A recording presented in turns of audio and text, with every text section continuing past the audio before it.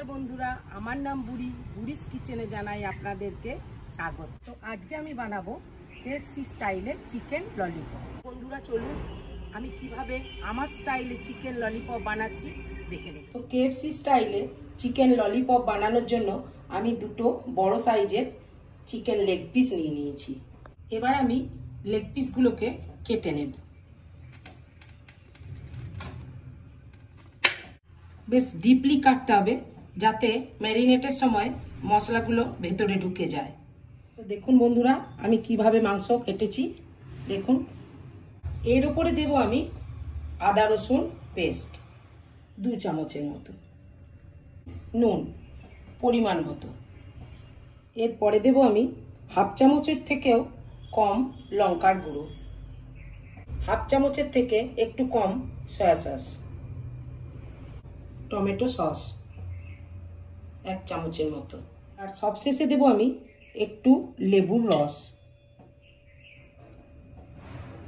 এবার আমি ভালো করে ম্যারিনেট করে নেব। বন্ধুরা কেএফসি স্টাইলে ললিপপ অনেক রকমভাবে বানানো যায়, তো আমি একদম ঘরোয়া উপকরণ দিয়ে অল্প সময়ে আমি বানাচ্ছি। এবার আমি এটা আধ ঘন্টার জন্য রেস্টে রেখে দেব। মাংস আধ ঘন্টা ম্যারিনেট হোক, ততক্ষণে আমি বাকি উপকরণগুলি রেডি করে নিই। তো প্রথমে আমি ডিম নিয়ে নিয়েছি, আমি নেব 2টো ডিম। আপনারা চাইলে আরও কমাতেও বা বাড়াতে পারেন।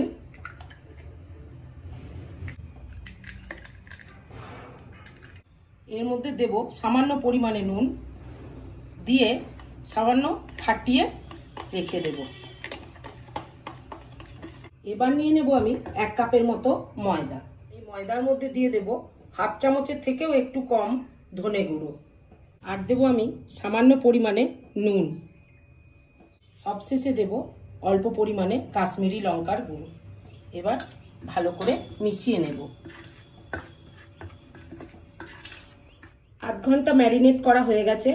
এবার আমি মাংসের লেগ পিস একটা তুলে নিয়ে আমি প্রথমে ডিমের মধ্যে দিয়ে দেব। ডিমের মধ্যে একটা কোটিং দিয়ে ময়দার মধ্যে দিয়ে দেব। এবার লেগ পিসের সঙ্গে ময়দাটা ভালো করে মাখিয়ে নেব। ময়দা লেগ পিসে ভালো করে লাগানো হয়ে গেলে একবার ভালো করে চিপে নিতে হবে। চিপে নিয়ে উপরে তুলে একটু ভালো করে ঝেড়ে নিতে হবে, যাতে এক্সেস ময়দাগুলো তেলের মধ্যে না পড়ে। আমি ডাইরেক্ট তেলের মধ্যে দিয়ে দেব। তেল আমি কড়াইয়ে গরম করে রেখেছিলাম। এবার ভালো করে আমি এপিট ওপিট ভেজে নেব।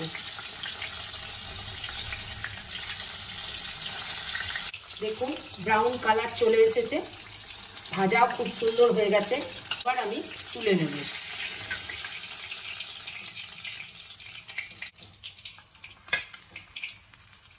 ওই একই পদ্ধতিতে আর যেটা লেগ পিসটা আছে ওটাও আমি ভেজে নেব।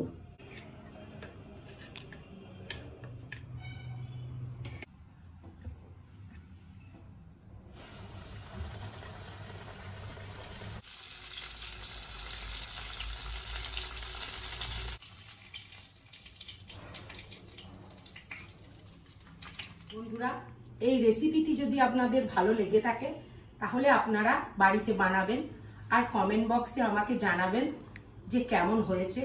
আশা করি আপনাদেরকে আর কেএফসি ললিপপ খেতে যেতে হবে না, একবার দেখবেন বানিয়ে, অবশ্যই আপনাদের পছন্দ হবে।